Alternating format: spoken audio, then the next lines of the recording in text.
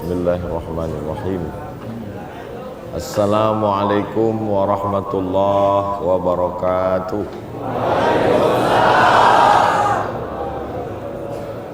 Alhamdulillah wassalatu wassalamu ala Rasulillah Sayyidina wa maulana Muhammad ibni Abdillah wa ala alihi wa sahbihi wa man tabi'ahu wa mawalah. Subhanaka la ilma lana illa ma 'allamtana innaka antal alimul hakim. Rabbi shrah li sadri wa yassir li amri wahlul 'uqdatam min lisani yafqahu qawli. Tajuk kita subuh ini tentang keutamaan mengimarahkan masjid. Yang pertama, idza arada ahadukum bihasanatin, kalau ada orang yang ingin melakukan perbuatan yang baik, falam yaf'alha faktub lahu hasanatan, tidak jadi dia melakukannya, maka tuliskanlah untuknya satu kebaikan. Wa idza amilaha, kalau dia melaksanakannya, faktub lahu, maka tuliskanlah untuk dia bi'ashri amsalihha, 10 balasan, ila sab'i mi'ati dha'fin, sampai kepada 700. Saya ingin solat berjamaah, tak jadi dia laksanakan, dapat 1. Jadi dia laksanakan, datang dia ke masjid Wasatiyah, Batu Sapi. Batu ni banyak, sapi pun banyak, tapi batu sapi cuma disandarkan. Jadi dia datang, maka dituliskan 10 hingga 700. Ada yang dapat 10, ada yang dapat 200, ada yang dapat 500, ada yang dapat 700. Jadi kita semua yang datang ini dapat dari 10 hingga ke 700. Amin ya rabbal alamin. Man jaa bil hasanati falahu asyru amsalihha. Siapa yang membuat satu kebaikan dapat 10. Tapi dalam hadis ni kata Nabi ila sab'i mi'ati dha'fin. Ini keutamaan yang pertama, orang yang mengimarahkan masjid. Kita semua yang nak ke masjid ini tidak diucapkan di lisan. Tidak ada orang yang nak ke masjid diucapkan di lisan, saya ingin ke masjid. Tak ada. Itu hanya di dalam hatinya saja. Tapi ada juga setengah orang, dia tak ucapkan di lisan, tapi dia tulis di status FB, saya nak ke masjid. Semua orang tahu, baik untuk syiar dakwah. Tapi kalau orang ingin berbuat baik, dia diam. Dari mana malaikat tahu? Padahal yang tahu niat itu hanya kita dengan Allah Subhanahu wa ta'ala. Maka kata Imam Al-Qushairi dalam kitab Ar-Risalah Al-Qushairiyah, malaikat tahu sebab malaikat mencium bau harum semerbak. Jadi semua orang yang berniat baik, malaikat mencium bau harum, malaikat tulis 1. Jadi dia datang ke masjid 10 hingga 700. Tak jadi dia datang ke masjid, sudah dapat 1. Tapi jangan sebab tazkirah subuh ni semua berniat tak jadi ke masjid. Semua mesti berniat dan jadi ke masjid. Inilah dia subuh ini, mudah-mudahan kita istiqamah insyaAllah. Amin ya rabbal alamin. Itu yang pertama. Yang kedua, manakala dia berwuduk, elok berwuduk di rumah, supaya dari rumah hingga ke masjid lebih banyak malaikat yang mendoakan. Tapi andai pun berwuduk di masjid Wasatiyah, baik juga, bukan berarti dia salah, enggak. Tapi seeloknya dalam hadis berwuduk di rumah, selepas itu baru datang ke masjid. Berwuduk di masjid baik, tapi masjid ada air, ada bil air. Ini sudahlah tak pernah tolong bil air, wuduk di masjid. Kita wuduk di rumah. di masjid baik, tak salah. Bila dia berwuduk, dia siram air ke muka, maka lepaslah dosa-dosa dari hidung, dari mata. Bila dia siram air ke tangan, lepaslah dosa-dosa dari tangan. Bila dia sapu kepala, maka lepaslah dosa dari isi kepala yang kotor, yang jahat, yang tak baik. Bila dia sapu telinga, keluarlah dosa-dosa dari lubang telinga. Bila dia siram kaki, keluarlah dosa-dosa dari celah-celah jari-jari, kuku-kuku kaki. Hadis ada dalam Sunan Ibni Majah. Jadi wuduk itu ada zahir, ada batin. Wuduk zahir, air yang disiramkan. Wuduk batin, air yang melepaskan najis, hadas kecil dan dosa pun lepas. Maka selepas berwuduk kita menghadap ke kiblat. Asyhadu an la ilaha illallah wahdahu la syarikalah wa asyhadu anna sayyidana Muhammadan abduhu wa rasuluh.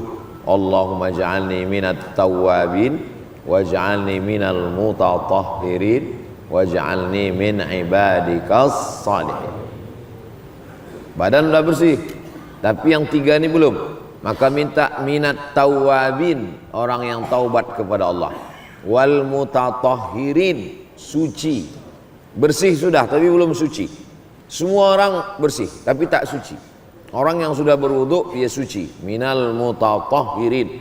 Yang ketiga, waj'alni min ibadikas salihin. Maka lepaslah semuanya. Jadi kalau ada orang mengatakan saya ni banyak silap, banyak dosa, banyak maksiat, maka dengan wuduk dia lepas. Namin muslimin yuznibu dzamban. Kalau ada orang yang silap salah berdosa, summa yatatahhar, mandi atau berwuduk atau bertayamum, summa yusalli raka'ataini, sembahyang sunat 2 rakaat, summa yastaghfirullah, kemudian minta ampun kepada Allah, illa ghafarallahu lah, maka Allah mengampunkan.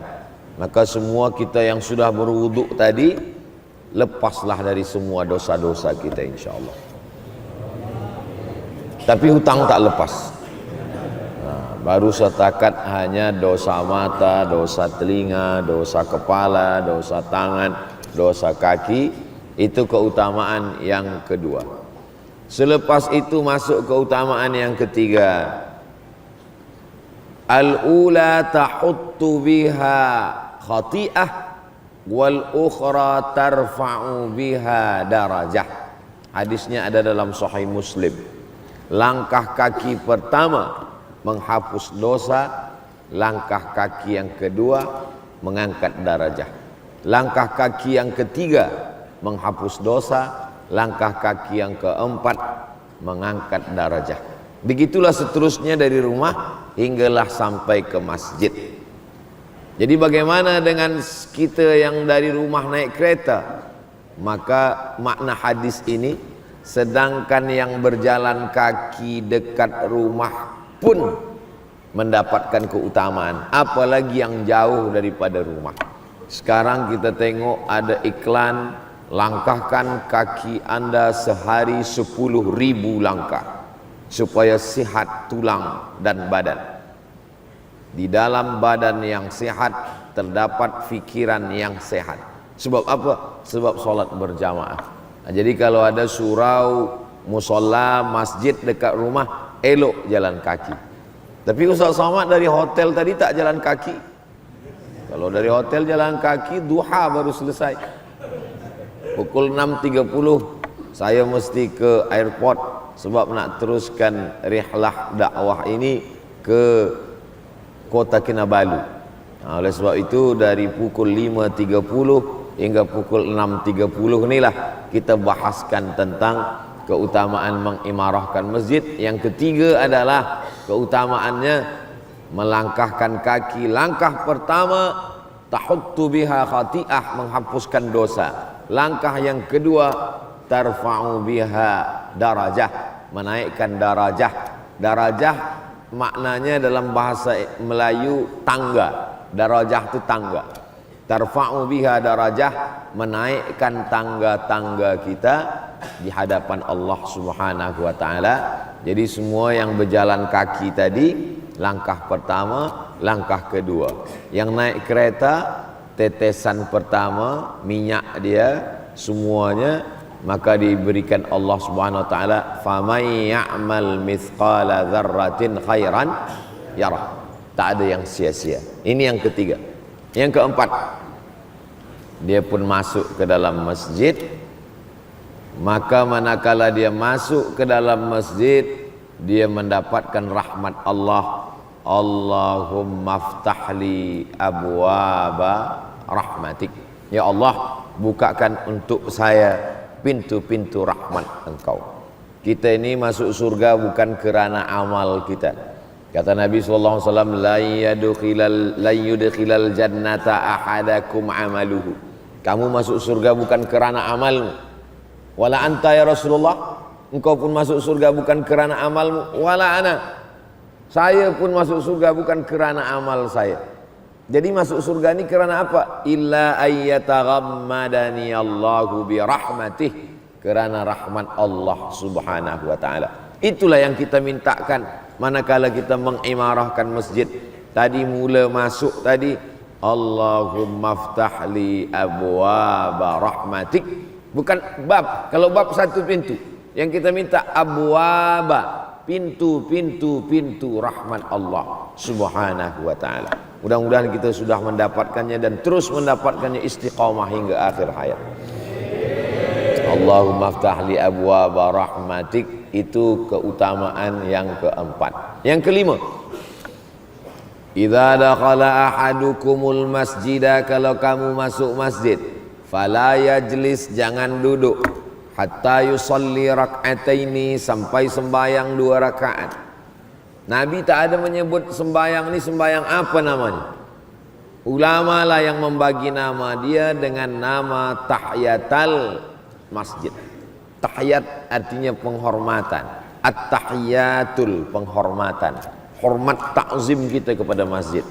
Idza dakhala ahadukumul masjid, kalau kamu masuk masjid, fala yajlis, jangan duduk, hatta yusalli rak'ataini, hingga salat 2 rakaat.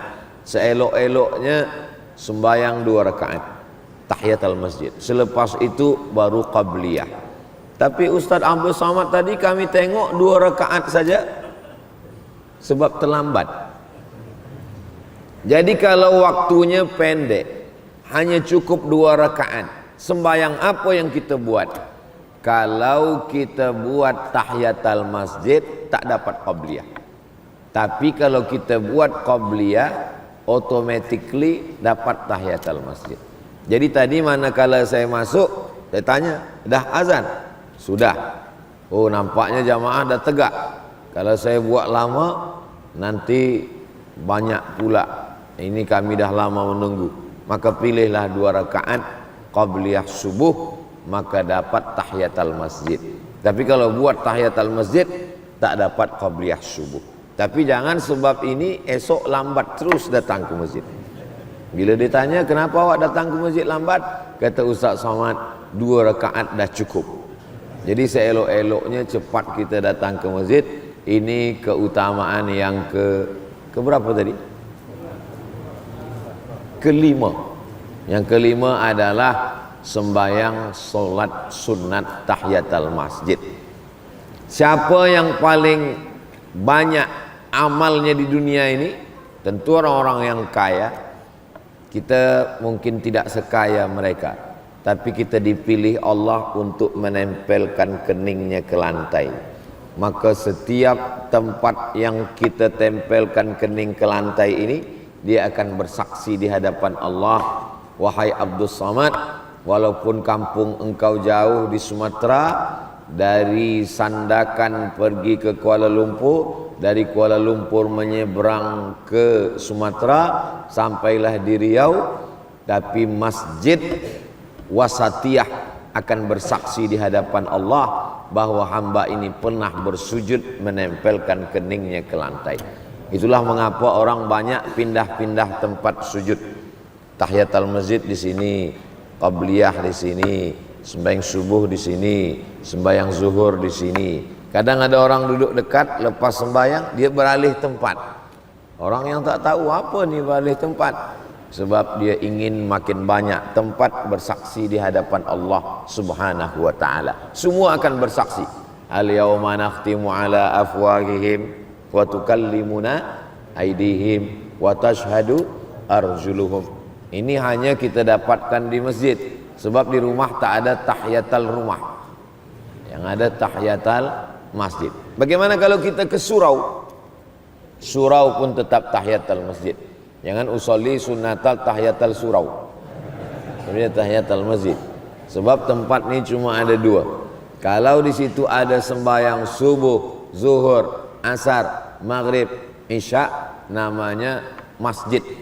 Tapi kalau di situ ada subuh, zuhur, asar, maghrib, isya, Jumat, namanya masjid jami', masjid yang ada Jumatnya. Masjid Wasatiyah ini masjid saja ke atau masjid jami'? Masjid jami', sebab ada solat Jumatnya. Mana ada mimbarnya? Ini mimbar tinggi di atas. Ini mimbar, ada solat Jumatnya. Jadi di tempat saya ada surau, ada langgar, ada musola. Orang Jawa biasa sebut langgar, orang Melayu dengan orang Minangkabau surau, orang yang lain sebut musola. Sebenarnya ketiga-tiganya ini adalah masjid, sebab ada 5 sembahyang: subuh, zuhur, asar, maghrib, isya. Tapi tak ada Jumat. Yang ada Jumat jami'. Maka di musola, di surau, orang tetap boleh iktikaf, dan ketika dia masuk dia tetap tahiyatul masjid. Selepas itu yang keenam, selama dia di masjid itu dia berniat iktikaf. Nawaitul i'tikafa fi hadzal masjid lillahi ta'ala. Tapi saya tadi tak ada sebut itu lafaz niat. Mungkin dia tak lafazkan, tapi dalam hati dia sudah berniat. Niat ini prosesnya 3. Yang pertama, terlintas di hati, belum niat. Yang kedua, azam, tekad yang kuat, belum niat. Yang ketiga, niat kerana Allah. Apa dia dalam mazhab Syafi'i? Al-qasdu muqtarinan bil fi'li. Niat dalam hati yang sejalan dengan perbuatan. Maka setakat hanya niat dalam hati belum jadi niat. Bila dia dilaksanakan sejalan dengan perbuatan, maka itulah disebut dengan niat. Maka masuk masjid tadi, nawaitul i'tikaf fi hadzal masjid, masjid wasatiyah lillahi ta'ala. Selama kita i'tikaf di masjid ini, maka apa kata malaikat? Allahumma ighfir lahu, Allahumma arhamhu, Allahumma ighfir lahu, Allahumma arhamhu. Ampunkan dosanya, rahmati dia. Ampunkan dosanya, rahmati dia. Tak berhenti malaikat mendoakan dia malam yahdas, selama wuduknya belum batal. Jadi kalau ada yang wuduknya sudah batal, malaikat berhenti. Tapi jangan sebab ini semua keluar nak berwuduk. Kalau ada nanti nak sembahyang solat sunat isyraq, solat sunat isyraq, nanti lepas tazkirah dia ambil wuduk, dia masuk balik, boleh. Tapi andai pun wuduk dia batal, maka dia tetap boleh melaksanakan solat sunat isyraq. 2 yang menyebabkan malaikat berhenti mendoakan. Yang pertama, wuduk batal. Yang kedua, keluar dari masjid. Macam mana saudara kita yang ada di bawah, yang dari awal memang dia tak masuk masjid, dia di luar masjid, selama safnya tak putus. Selama saf tak putus, walaupun sampai ke jalan, walaupun sampai ke pokok kayu, walaupun sampai ke rumah dia. Jadi kalau dekat masjid Wasatiyah, ada jamaah rumah dia dekat masjid. Dia keluar dari rumah, saf dah sampai depan rumah dia, maka dia pun terhitung kira juga mendapatkan pahala macam dalam masjid. Itulah sedapnya orang yang punya rumah dekat masjid, berjamaahnya dekat, dan kalau saf tak putus, dia sudah terhitung kira sama macam orang yang dalam masjid. Sebab yang ditengok itu adalah safnya. Maka kita tengok di Masjidil Haram, dari Masjidil Haram menyambung hingga sampai ke Hotel Hilton atas, sampai ke tepi jalan, sampai ke tempat wudhu yang arah Safa, Marwah. Ini semua sebab saf tak putus. Ini keistimewaan yang diberikan kepada umat Nabi Muhammad SAW. Tidak ditengok pada had batas masjid, tapi dipandang kepada sampai ke mana saf itu putus.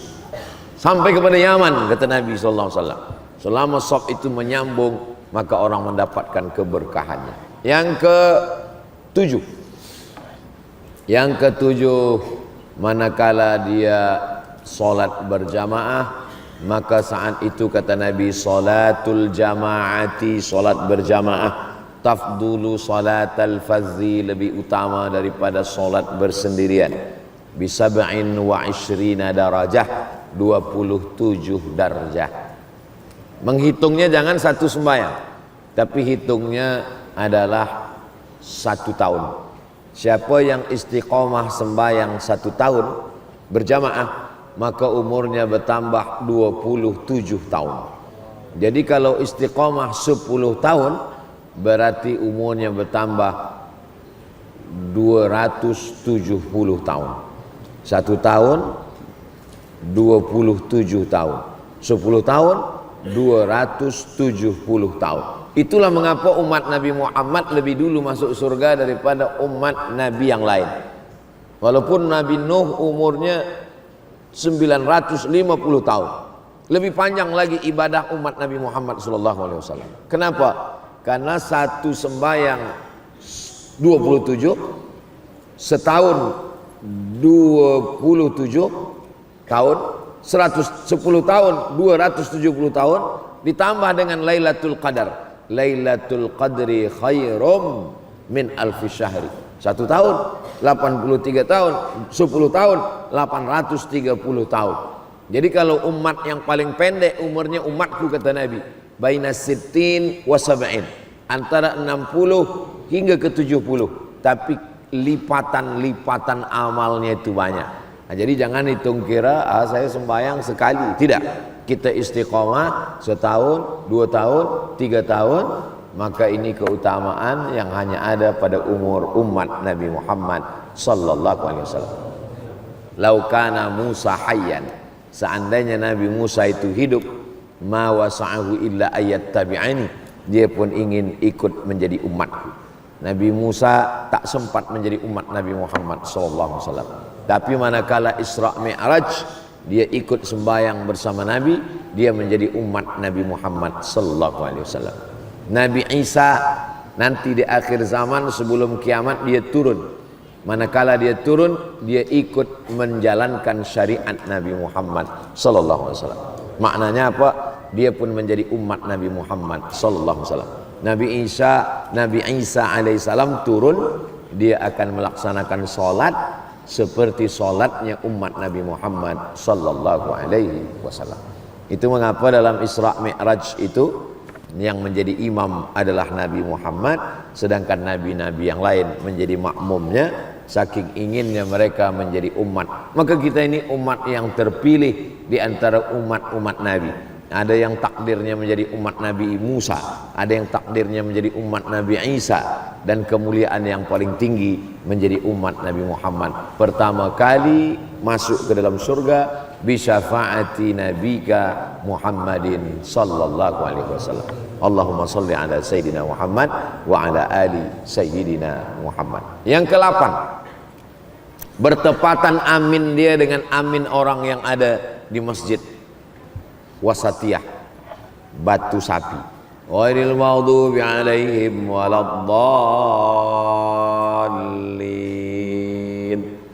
Amin.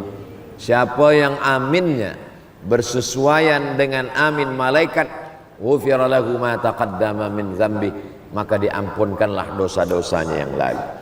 Maka tadi semuanya mengucapkan amin. Jadi ada juga setengah jamaah tak mahu mengucapkan amin. Tak tahu kita apa alasan dia kenapa tak ucapkan amin. Bila selesai sembahyang, awak kenapa tak ucapkan amin? Orang dah ramai, untuk apa lagi? Bukan masalah ramai tak ramai. Kita ingin supaya amin kita itu bersesuaian dengan amin malaikat. Jadi sembahyang subuh, malaikat yang berjaga malam tadi dengan malaikat yang akan berjaga siang ini berjumpa pada solat subuh.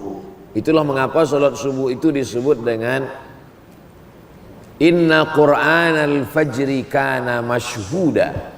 Bacaan imam pada sembahyang subuh dipersaksikan malaikat, sebab berjumpanya malaikat malam dengan malaikat siang pada sembahyang subuh. Bertepatanlah amin kita tadi.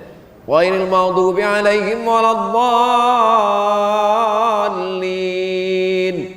Amin. Ghufira lahu ma taqaddama min dzambi. Maka kalau ucapkan amin itu jangan tahan-tahan, jangan ragu-ragu, kuat. Amin. Idza ammana al-imamu fa'aminu.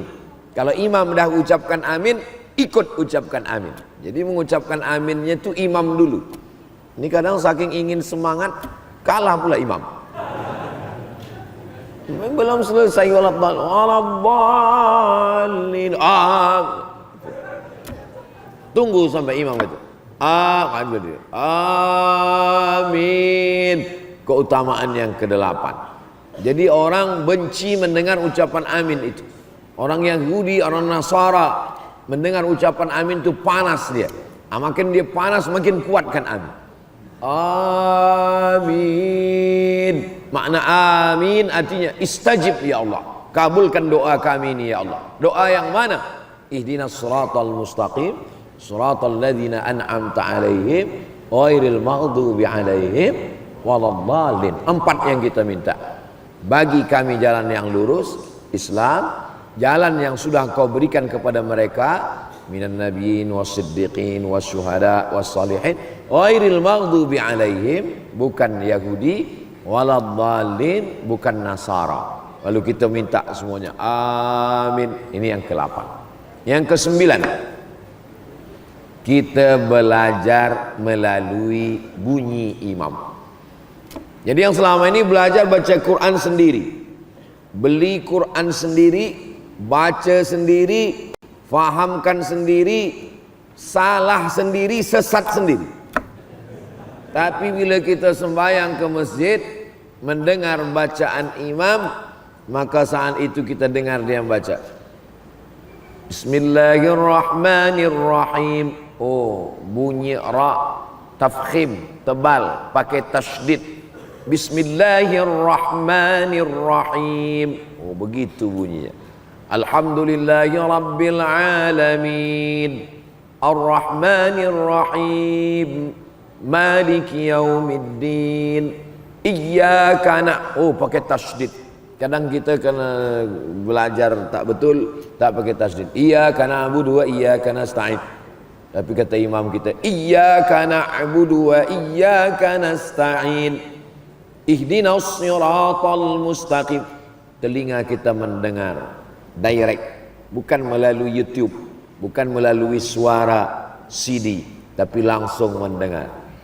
Siratal ladzina an'amta 'alaihim ghairil maghdubi 'alaihim baca mana bunyi dha, waladdallin. Kita dengar semuanya sampai kepada doa kunut tadi. Wa sallallahu ala sayyidina Muhammadin nabi. Selama ini baca sendiri. Wa sallallahu ala sayyidina Muhammadin nabil ummi. Rupanya Muhammadin, manakala dia masuk an-nabi, ada nun kecil namanya nun wiqayah. Tanwin Muhammadin tak mungkin boleh masuk kepada an-nabi, maka ada nun kecil, nun wiqayah, menjaga bacaan. Wa sallallahu ala sayyidina Muhammadin nabiyil ummi wa ala alihi wa sahbihi wa baraka wa sallam. Maka sampai kepada doa kunut pun kita belajar kepada imam. Ini hanya dapat dalam orang yang mengimarahkan masjid dengan solat berjamaah. Menengok macam mana imam mengangkat takbiratul ihram, mata menengok Allah, sampai ke telinga Allahu Akbar. Menengok imam manakala dia salat qabliyah. Menengok ulama di masjid itu macam mana kaki dia waktu sujud. Oh, kaki dia rapat. Oh, kaki dia terbuka. Menengok tangan dia saat bertasyahud. at-tahiyatul mubarakah. Bukan waktu sedang sembahyang. Bukan sedang sembahyang itu kita tengok tangan imam. Kita sembahyang menengok tempat sujud. Bila kita sembahyang ke masjid, kita duduk, ada ulama di situ, kita tengok macam mana dia mengangkat takbiratul ihram, macam mana dia mengangkat tasyahud, waktu tasyahud tunjuk asyhadu an la ilaha illallah wa asyhadu anna muhammadar rasulullah. Allahumma salli ala sayyidina Muhammad wa ala ali sayyidina Muhammad. Itu hanya dapat dilakukan oleh orang yang memakmurkan, mengimarahkan masjid dengan solat berjamaah ke masjid. Berikutnya yang ke-9. 10. Yang ke-9, selepas dia salam, assalamualaikum warahmatullah, maka dia masuk ke dalam majlis zikir. Orang yang berada di majlis zikir, maka saat itu malaikat memanggil kepada malaikat yang lain. Apa kata malaikat? Halummu ila hajatikum, marilah kemari kepada hajat kamu. Inna lillahi malaikatan, Allah memiliki malaikat. Yatufuna alal ard, malaikat ini berkeliling di atas muka bumi. Malaikat ini berkeliling, yang dia cari adalah majlis zikir. Itulah maka selepas sembahyang jangan keluar masjid, berzikir di dalam. Astaghfirullahalazim, astaghfirullahalazim, astaghfirullahalazim. Alladzi la ilaha illa huwal hayyul qayyum wa atubu ilaih. La ilaha illallah la syarika lah, lahul mulku wa lahul hamdu, yuhyi wa yumiitu wa huwa ala kulli syai'in qadir. Kalau saya jadi imam, semua bacaan zikir itu saya jaharkan, saya kuatkan. Sebab menurut mazhab Syafi'i, imam menjaharkan zikir untuk mengajar makmum. Bila makmum dah faham, maka imam membacanya sir. Sedangkan mazhab Hambali, imam menjaharkan selamanya. Jadi kalau ada imam yang menjaharkan zikir selamanya, bukan berarti dia mazhab Hambali. Saya pakai mazhab Syafi'i. Tapi bila saya jadi imam, zikir saya jaharkan. Subhanallah, subhanallah, subhanallah. Untuk apa? Sebab mungkin makmum ada mu'allab yang baru masuk Islam, dia tak tahu bacaan. Mungkin makmum ada budak kecil yang tak tahu bacaan.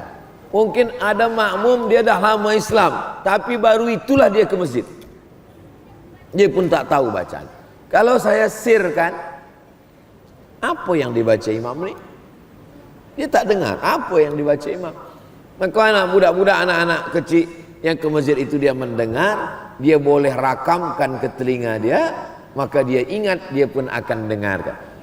Bila di rumah mungkin bacaan kita tidak macam imam. Imam baca subhanallah, bila sembahyang sendiri cepatnya subhanallah. Apa yang dia baca ni? Betul tu Ustaz, laki saya di rumah macam itulah kalau lepas sembahyang. Entah apa-apa kata dia.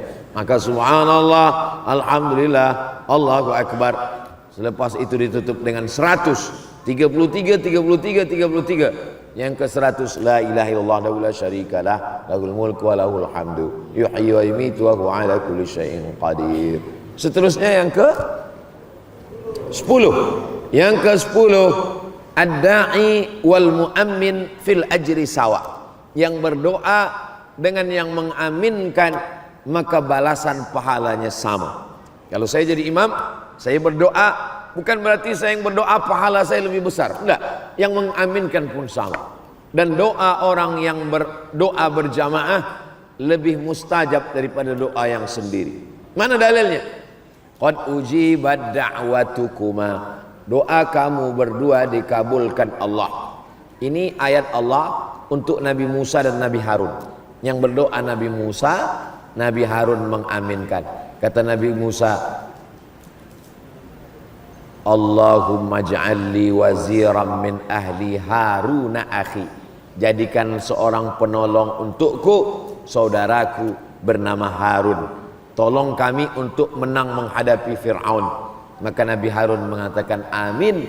Kata Allah Ta'ala, qad ujibat da'watukuma, doa kamu berdua dikabulkan, mustajab doa. Apalagi tadi kita beramai-ramai, maka doa kita sendiri untuk diri kita mungkin tak makbul, tapi doa imam untuk kita semua insya Allah dikabulkan Allah Subhanahu wa Ta'ala.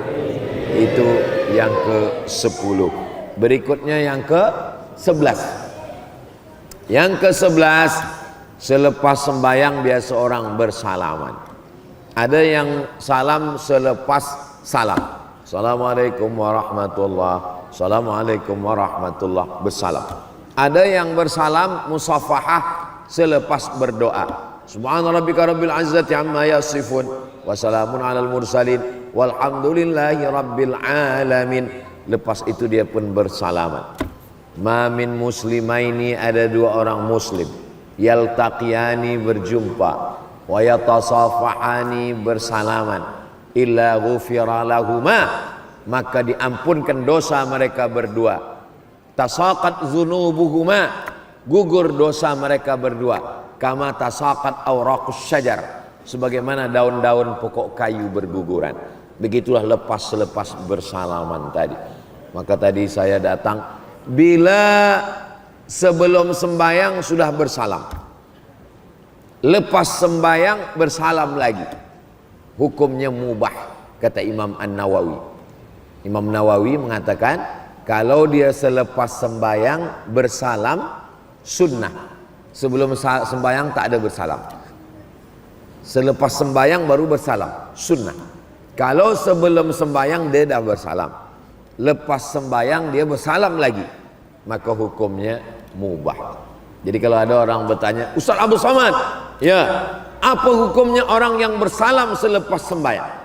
Sebelum salam tadi dia ada salam? Belum, sunnah. Sebelum sembahyang tadi dia ada bersalam, sudah bersalam, mubah. Tapi ada yang mengatakan tak boleh bersalam. Yang tak boleh bersalam tu sedang sembahyang. Itu yang tak boleh. Kalau lepas sembahyang boleh jadi mubah, boleh jadi sunnah. Ini musafahah, ini menghilangkan ghil, hasad, dengki, busuk hati. Nampak orang dapat nikmat lebih banyak, lebih baik, lebih besar, kita sakit hati. Hilangkan ghil, dengki dengan bersalaman. La taj'al fi qulubina ghillan, jangan jadikan dalam hati kami ini ada ghil, ada sakit hati, ada busuk hati, ada dengki, ada marah, ada dendam, kesuman. Yang ke-12, ini sampai berapa nih Ustaz? Sampai habis. Yang ke-12, usahakan selepas sembahyang ada membacakan ayat, agak satu ayat, atau hadis Nabi agak satu hadis. Bacakan kitab Riyadhus Shalihin, baik. Sebelum Riyadhus Shalihin Arba'in, baik. Khatam Arba'in Riyadhus Shalihin, baik. Habis Riyadhus Shalihin Bulughul Maram, baik. Atau bacakan Jawahirul Bukhari, bagus. Atau dibacakan Fadail A'mal Maulana Zakaria Kandahlawi, baik, tak salah. Ini supaya apa? Supaya ada majlis. Yang dia ada urusan nak cepat balik, apa boleh buat, tak ikut. Yang ada di masjid itu saja. Ini baik. Termasuklah subuh ini, lepas salat kita adakan. Ini keutamaan yang ke-12. Apa dia? Majtama'a qaumun, sekelompok orang berkumpul fi baitin min buyutillah, di rumah Allah. Yatsluna kitab Allah, membaca ayat-ayat Allah. Wa yatadarasunahu fima bainahum, mengkaji isinya. Maka kalau lepas sembahyang duduk, bacakan ayat. Kami tak ada kitab hadis, bacakan tafsir surah Yasin. Saya di Masjid Syakirin di Riau menghatamkan surah Yasin. Khatam surah Yasin, pindah ke juzuk amma yatasaalun. Habis amma yatasaalun, teruskan sampai ke An-Nas. Tak usah panjang-panjang, satu ayat, 2 ayat, 3 ayat, 5 menit, 10 menit. Kultum, kuliah 7 menit. Lalu kemudian keutamaannya, majtama'a qaumun fi baitin min buyutillah, berkumpul di rumah Allah. Yatsluna kitab Allah, membaca ayat-ayat Allah, sama. Hadis Rasulullah sama, fiqh sama, tasawuf sama. Wa yatadarasunahu fima bainahum, mengkaji isinya. Maka dibalas Allah 4. nazalat alaihimus sakinah, turun ketenangan ke dalam hati. Wasyiyat bihimur rahmah, mereka diliputi rahmat Allah. Haffat bihimul malaikah, mereka dikelilingi malaikat. Wa dzakarahumullahu fi man indah, dibanggakan Allah kepada para malaikat. Kita subuh ini dapat 4 insyaallah.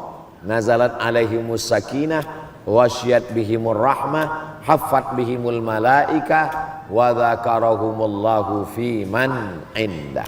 Yang ke-13, man ahabba ayyubsata lahu fi rizqihi, siapa yang mau lapang rezekinya, wa yunsa'alahu fi asarihi, dipanjangkan umurnya, falyasil rahimahu, maka hendaklah dia menyambung tali silaturahim. Sekarang orang sambung silaturahim di hotel, acara program silaturahim di hotel sampai tak sembahyang. Apa ini? Menyambung silaturahim dengan manusia, tapi dengan Allah putus. Kita dua-duanya dapat. Silaturahim itu dengan manusia, silah dengan Allah disambung dulu dalam salat. Selepas salat barulah silaturahim kepada manusia. Makanya sahabat Nabi dulu bila dia sembahyang, Assalamualaikum warahmatullah, Assalamualaikum warahmatullah, tengok ke kanan, biasa dulu di ujung ada dia, kenapa dia tak datang? Balik sembahyang tengok, Assalamualaikum, Waalaikumsalam. Oh, rupanya dia sakit. Oh, rupanya dia meninggal. Oh, rupanya dia sedang keluar. Oh, rupanya dia sedang musafir.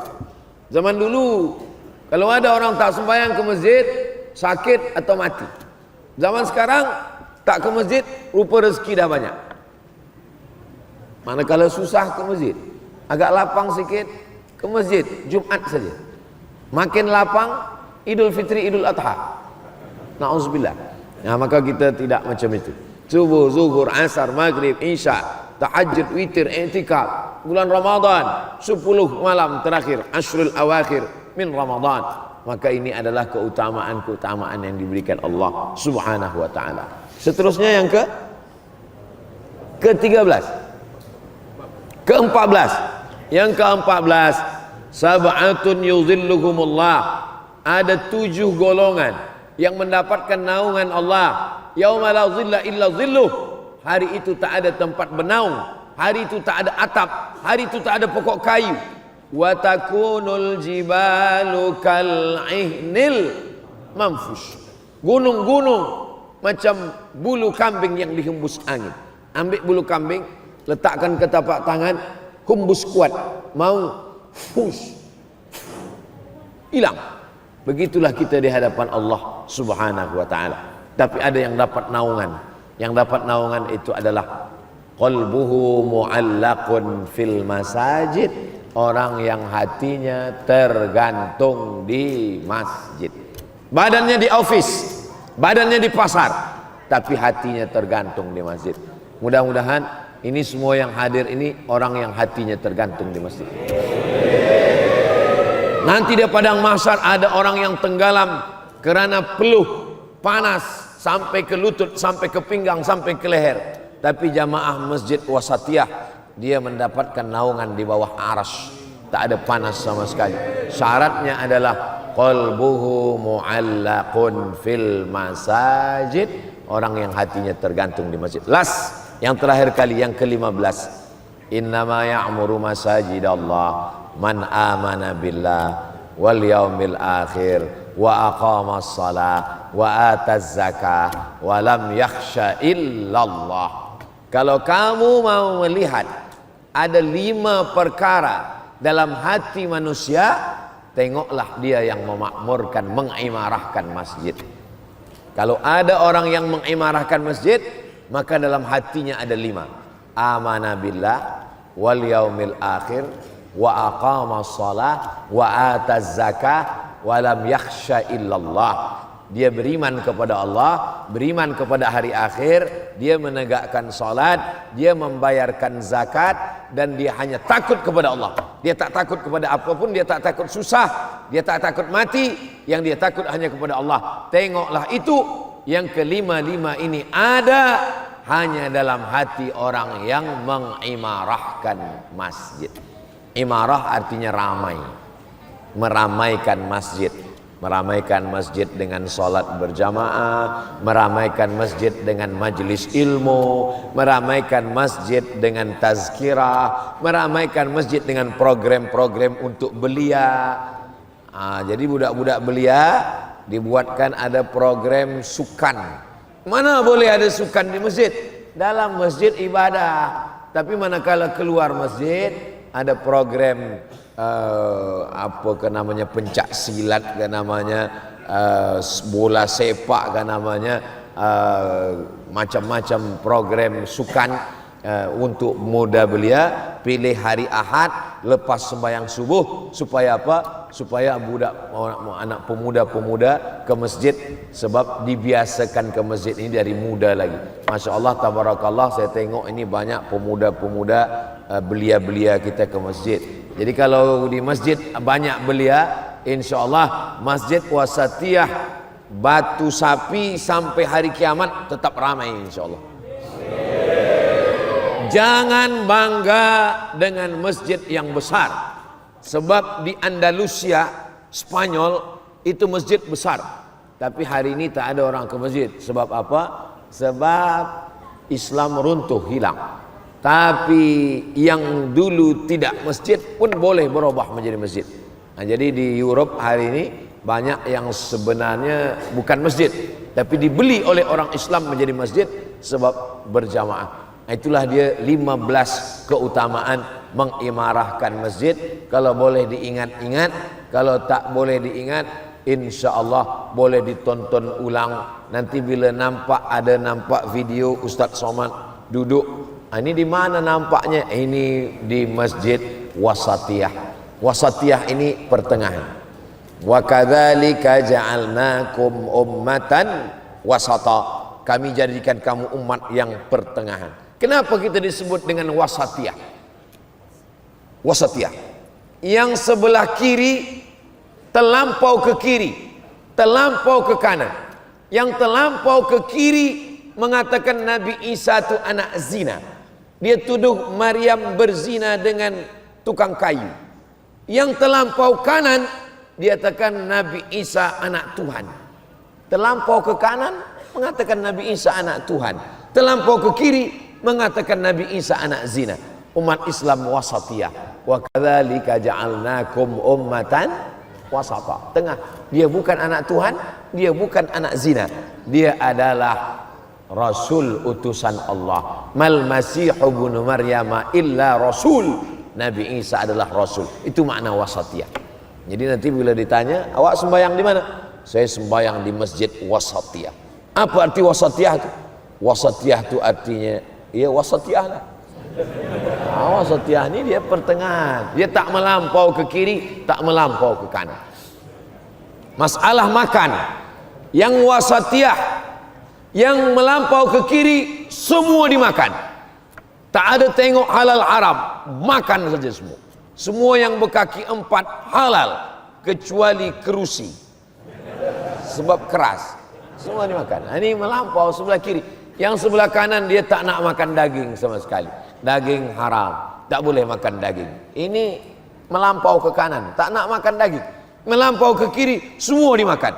Tapi dalam Islam wasatiyah. Apa dia? Kulu, makanlah min thayyibat, yang baik-baik. Ada yang tak baik, yang tak boleh dimakan. Hurrimat alaikumul maitatu, tak boleh makan bangkai. Waddamu, tak boleh makan darah. Walahmul khinzir, tak boleh makan khinzir. Wa yuharrimu alaikumul khaba'is, tak boleh makan yang menjijikkan. Ini namanya wasatiyah dalam masalah makanan. Wasatiyah dalam masalah nikah. Ada yang melampau ke kiri, semua perempuan halal. Yang wasatiyah. Yang melampau ke kanan, tak nak nikah sama sekali. Zaman Nabi pun ada macam ni. Dia tak nak nikah. Bila ditanya, kamu tak nikah? Kata dia, bila saya nikah, saya punya istri. Bila saya punya istri, saya punya anak. Melalaikan daripada Allah. Mendengar tu Nabi marah. Kata Nabi, ana akhsyakum wa atqakum. Aku orang yang paling takut pada Allah. Wa atazawwajun nisa. Tapi saya juga menikah. Faman raghiba an sunnati falaysa minni. Siapa yang tidak ikut sunnahku, maka bukan umatku. Wasatiyah dalam masalah nikah, dia menikah. Sebab dengan menikahlah dia punya istri solihah, tu'inu ala imanihi, menolong imannya. Dengan menikah maka dia punya anak, anaknya akan menjadi waladun solihun. Wasatiyah dalam masalah nikah, wasatiyah dalam masalah makan, wasatiyah dalam masalah berpakaian, wasatiyah dalam masalah memandang Nabi Isa alaihissalam. Wa kadzalika ja'alnakum ummatan wasata. Itulah dia wasatiyah. Mudah-mudahan kita senantiasa bermanhaj wasatiyah dalam hidup dan mengimarahkan masjid. Di akhir majlis mari kita sama berdoa kepada Allah untuk yang baik-baik. Mudah-mudahan negeri kita baldatun thayyibatun wa rabbun ghafur, diberikan kebaikan dunia akhirat. Al-Fatihah.